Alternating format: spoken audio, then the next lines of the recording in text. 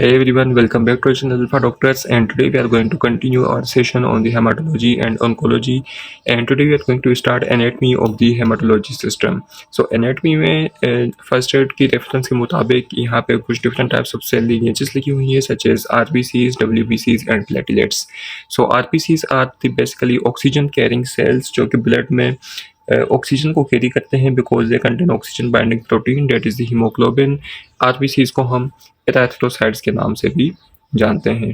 ठीक है, उसके बाद आते हैं WBCs। WBCs आर उसके फिर अगेन 5 मुख्तलिफ किस्म के सेल्स आ जाते हैं such as neutrophils, macrophages, eosinophils, basophils and lymphocytes. So these all have the different functions. उसके बाद आते हैं प्लेटलेट्स। प्लेटलेट्स में These are the cells that are mostly involved in the clotting of the blood vessels। यानी कि जब भी blood vessel में कोई भी रप्चर हो जाए तो वहाँ पे कोई क्लॉट बनाना हो या फिर उसको क्लोज करना हो उस गैप को, ताकि ब्लड की लीकेज ना हो, तो वो प्लेटलेट्स का काम होता है। तो स्टार्ट करते हैं सबसे पहले न्यूट्रोफिल्स है। Neutrophils is the first line of defence. These are the acute inflammatory response cells. ये फेगोसाइटिक होते हैं नेचर में एंड उनकी अपीयरेंस ये होती है कि they have multi lobe nucleus. So you need to remember कि यहाँ पे जो न्यूक्लियस की जो स्ट्रक्चर है इट इज़ रियली इम्पोर्टेंट, क्योंकि डिफरेंट सेल्स में न्यूक्लियस की जो स्ट्रक्चर है वो चेंज होता रहता है। तो न्यूट्रोफिल्स का जो न्यूक्लियस है it is multi-lobe nucleus and it contains specific granules that contain an enzyme. That enzyme is known as leukocyte alkaline phosphatase या फिर LAP enzyme। और उसके बाद collagenase, lysozyme and lactoferrin are some of the other minor glands। Another important feature of the neutrophils is they contain acidophilic granules। These acidophilic granules, also known as lysosomes, contain proteinases, acid phosphatases, myeloperoxidases and beta glucuronidase। So what's the function of all this enzymes? Basically सारे वो enzymes होते हैं जो bacteria को digest करने में और bacteria को किल करने में हेल्प करते हैं। For example collagenase will break down the collagen. Lysozymes यानी कि एसिडोफिलिक ग्रैन्युल्स जो हैं उसमें प्रोटीनेज है जो प्रोटीन को डाइजेस्ट करेगा। एसिड फोस्फेटेज है जो कि फॉस्फेट बॉन्ड्स को ब्रेक करेगा एंड एटीपी सिंथेसिस नहीं होगी। Myeloperoxidase again an important enzyme. उसके अलावा beta glucuronidase for the same function.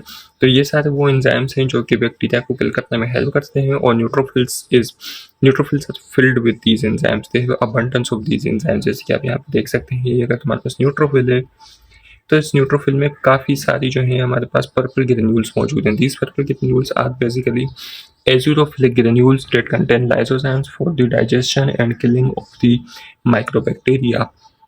So what's the function of neutrophils?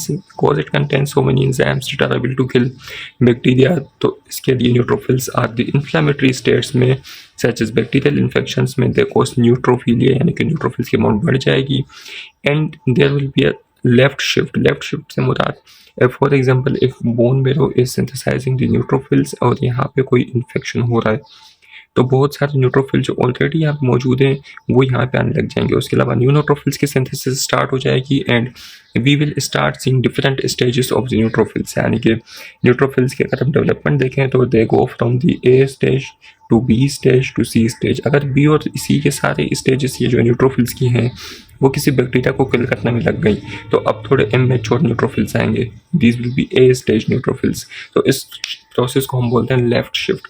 ठीक है, उसके अलावा there will be toxic granulation such as dark blue coarse granules. Dohle bodies मौजूद होंगी। डोले बॉडीज अगेन यहाँ पे आप ब्लू कलर की बॉडी देख सकते हैं। This body is known as the Dohle bodies. These are basically peripheral inclusions within the neutrophils. उसके अलावा कुछ साइटोप्लाज्मिक वैक्यूल्स देखने को मिलते हैं। तो न्यूट्रोफिल्स को कैसे पता चलता है कि कहाँ पे इन्फेक्शन हो रहा है और वहाँ कैसे रेस्पॉन्स करना है? तो इसके लिए कुछ हार्मोन्स या फिर कुछ केमिकल से रिलीज होते हैं जिनको हम बोलते हैं न्यूट्रोफिल कीमोटैक्टिक एजेंट्स। इन न्यूट्रोफिल कीमोटैक्टिक एजेंट्स में we have complement protein 5A, interleukin 8, leukotriene B4 and 5-HETE that is the leukotriene precursor।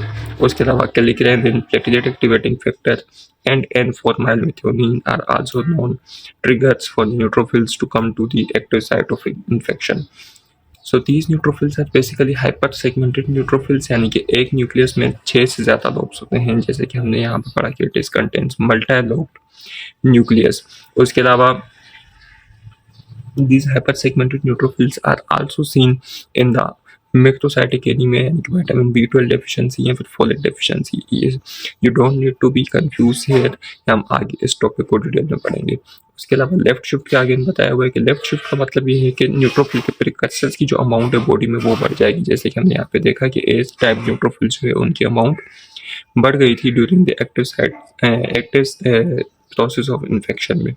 ठीक है, उसके अलावा ल्यूकोएरिथ्रोब्लास्टिक रिएक्शन क्या होता है, इसी लेफ्ट साइड जो लेफ्ट शिफ्ट आई थी इसी को हम ल्यूकोएरिथ्रोब्लास्टिक रिएक्शन बोलते हैं। ल्यूकोएरिथ्रोब्लास्टिक यानी कि ल्यूकोसाइट्स भी इमेच्योर होंगे एंड एरिथ्रोब्लास्टिक मतलब कि आरबीसीज भी इमेच्योर होंगे। तो कोई ऐसा प्रोसीजर जिसमें न्यूट्रोफिल्स एंड आरबीसीज दोनों ही इमेच्योर ब्लड में रिलीज होने लग जाए, that reaction is known as leucoerythroblastic reaction and it is seen with the bone marrow infiltration such as myelofibrosis and metastatic carcinomas. Then moving on, we have erythrocytes that are also known as the red blood cells. These red blood cells carry oxygen to tissues and carbon dioxide to the lungs. तो ये हमारे पास lungs है and then we have the body. तो RBCs यहाँ पे आएंगे, यहाँ से ऑक्सीजन को कैरी कराएंगे और यहाँ पे कार्बन डाइऑक्साइड को ड्रॉप करेंगे। दिस ऑक्सीजन जो कि आरबीसीज कैरी करके बॉडी में लेके जाएंगे, वो बॉडी में ऑक्सीजन को वहाँ पे ड्रॉप करेंगे एंड टिश्यूज से कार्बन डाइऑक्साइड लेंगे और उसको वापसी आके लंग्स में ड्रॉप करते हैं। तो erythrocytes are basically carrier tissues जो कि ऑक्सीजन लेके जाते हैं टिश्यूज में और कार्बन डाइऑक्साइड लेके आते हैं टिश्यूज से to the lungs. These are anucleate यानी कि इनमें न्यूक्लियस मौजूद नहीं होता और इनमें कोई ऑर्गेनील्स भी मौजूद नहीं होते। There shape is biconcave with large surface area to volume ratio to facilitate the rapid gas exchange. The lifespan of RBCs is approximately 120 days in healthy adults and 60 to 90 days in neonates. The source of अब क्योंकि इनके पास nucleus नहीं है, granules organelles नहीं है, so how do they get their energy from? So sources of energy is glucose that is 90% used in glycolysis and 10% used in the HMP shunt. उसके अलावा membrane also contains a chloride bicarbonate antiporter which allows RBCs to export HCO3 and transport carbon dioxide from the periphery to the lungs for the elimination. ठीक है, तो erythrocytes, erythro means red, cyte means cells. Erythrocytosis is the increased synthesis of RBCs that is seen in polycythemia, जिसमें HCT यानी कि hematocrit भी बढ़ा हुआ होता है। Anisocytosis is a process during which varying sizes of the erythrocytes are seen within the body, and poikilocytosis is varying shapes of RBCs are seen in the body. Varying shapes मतलब कोई oval shape जो होगा, कोई circle shape होगा, कोई biconcave होगा, so different types of shapes. Varying sizes मतलब कि कोई मेगा कैरियोसाइटिक होगा, बड़ा सेल होगा, कोई माइक्रोसाइटिक होगा, कोई नॉर्मोसाइटिक होगा। And reticulocyte is basically an immature RBCs and it reflects the erythroproliferation. यानी कि अगर बॉडी में आरबीसीज की सिंथेसिस हो रही है तो वो आरबीसी आ कहाँ से रहा है, वो आ रहा है रेटिकुलोसाइट से। तो जब भी रेटिकुलोसाइट की अमाउंट बॉडी में बढ़ी हुई होगी, इट विल सजेस्ट कि आरबीसीज की अमाउंट भी बॉडी में एक्टिव सिंथेसिस हो रही। जब भी रेटिक काउंट बॉडी में कम होगा, डेट विल शो कि आरबीसीज की सिंथेसिस प्रॉपर नहीं हो पा रही। उसके अलावा there is bluish colour seen on the right Giemsa stain of reticulocytes that represents the residual ribosomal RNA. So normal RBCs do not have residual RNA, लेकिन अगर किसी आरबीसी में we see the bluish colour that is due to ribosomal RNA, rRNA, it suggest वो अभी RBC immature है और वो reticulocyte stage में है। उसके बाद आते हैं थ्रोम्बोसाइट्स या फिर प्लेटलेट्स पे। So thrombocytes are involved in the haemostasis mechanism. Haemostasis यानी कि वही ब्लड को ब्लड क्लॉटिंग का mechanism. These are again anucleate cells, लेकिन न्यूक्लियस मौजूद नहीं होता, but they contain small cytoplasmic fragments. ठीक है, these are derived from the megakaryocyte, यानी कि एक मेगा कैरियोसाइट जो है उससे काफ़ी सारे प्लेटलेट्स एक टाइम पे बनते हैं। The lifespan of platelets is really short, such as 8 to 10 days, and these are activated by endothelial injury यानी कि blood vessel injury। जब भी blood vessel injury होगी, वहाँ पे प्लेटलेट्स आके एग्रीगेट होने लग जाएंगे और बाकी प्लेटलेट्स के साथ इंटरेक्ट करके वहाँ पे फिब्रिनोजन रिलीज होगा जो कि प्लेटलेट प्लग बना देगा। The platelets also contain dense granules such as calcium, ADP, serotonin, histamine, जिसको हम कैश प्रोटीन्स के नाम से भी जानते हैं, फॉर नामोनिक एसिड्स। उसके अलावा they contain alpha granules. Alpha granule से रिलीज होता है von Willebrand factor, fibrinogen, fibronectin and platelet factor 4। So these dense granules and these alpha granules. These both are responsible and helpful in the platelets for the coagulation purposes.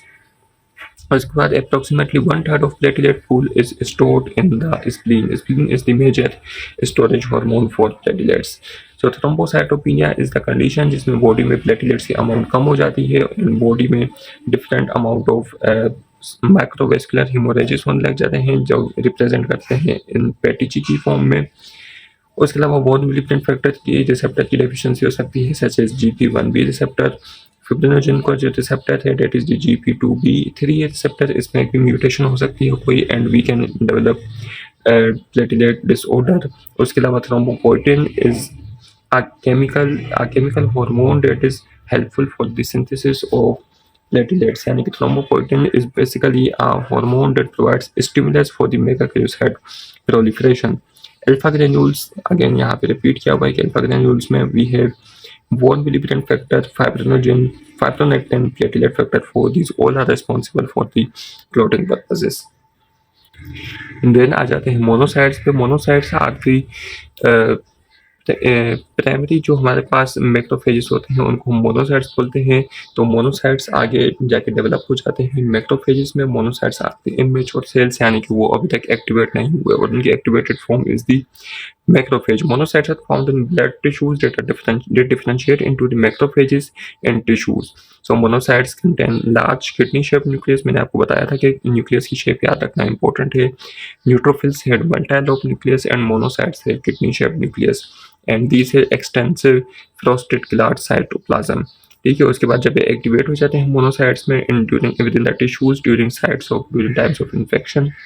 तो macrophages में convert होने के बाद these perform different activities. This activity is the phagocytic activity. Phagocytic activity में bacteria को phagocyte कर लेंगे, cellular debris को खा लेंगे एंड सेनेसेंट RBCs यानी कि वो RBCs जो अब काम के नहीं है, जिनका लाइफ स्पैन पूरा हो चुका है, उनको भी phagocytosis is happening via the macrophages.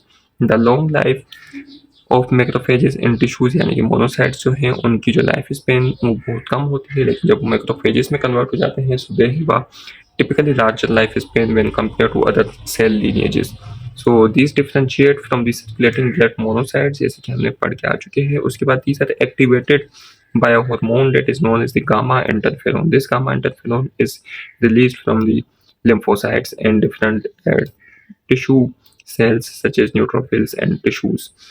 These can also function as antigen presenting cells. Antigen presenting cells का मतलब क्या होता है कि for the activation of lymphocytes यानी कि T cells and B cells, these need to be presented with an antigen. These antigens are presented with the help of macrophages. यानी macrophages किसी भी बैक्टीरिया को खाएगा, उसको डाइजेस्ट करेगा एंड उसकी जो एक प्रोटीन है जो कि एंटीजेनिक रिस्पॉन्स दे सकती है, उस प्रोटीन को वो अपनी सरफेस पे ऐसे अटैच कर लेता है। उसके बाद जब ये टी सेल्स और बी सेल्स के पास जाता है तो टी सेल्स बी सेल्स इस एंटीजन को रिकग्नाइज करके इसके खिलाफ एक एंटीबॉडी रिस्पॉन्स देते हैं। That antibody response will kill all the bacteria that represent this type of antigen. इस वजह से एक मैसिव इम्यून रिस्पॉन्स स्टार्ट हो जाता है। So these are important cellular components of the granuloma formation. Granuloma formation का मतलब ये होता है कि for example if there is some foreign body जिसको हम डाइजेस्ट नहीं कर सकते तो मैक्रोफेजेस उसके अराउंड जो है मिलकर एक फेंस बना देते हैं, एक ट्रैप बना लेते हैं ताकि वो जो फॉरेन बॉडी है वहाँ से निकल नहीं पाए। So this type of fence formation by macrophages is known as the granuloma formation. It is seen in mycobacterium tuberculosis जिसको हम किल नहीं कर सकते and sarcoidosis that is most likely an autoimmune disease. So macrophages, macro means large, phages means eater. Macrophages name varies by specific tissue types. For example, these are known as Kupffer cells in the liver. These are known as histiocytes in the connective tissues. These are known as the Langerhans cells in the skin, osteoclast in the bone, microglial cells in the brain. So macrophages है मेरे different locations में इनके नाम different हैं and so this was all about the anatomy session of today's video. ये part 1 यहाँ पे खत्म कर रहे हैं हम। जो नेक्स्ट जो सेशन हमारे रह गए हैं सच एज lymphocytes और eosinophils, basophils, वो हम anatomy पार्ट 2 में कवर करेंगे। If you have any questions या क्वेरीज तो आप कमेंट करके पूछ सकते हैं। If you like the video then please like, share and subscribe to our channel. Thank you.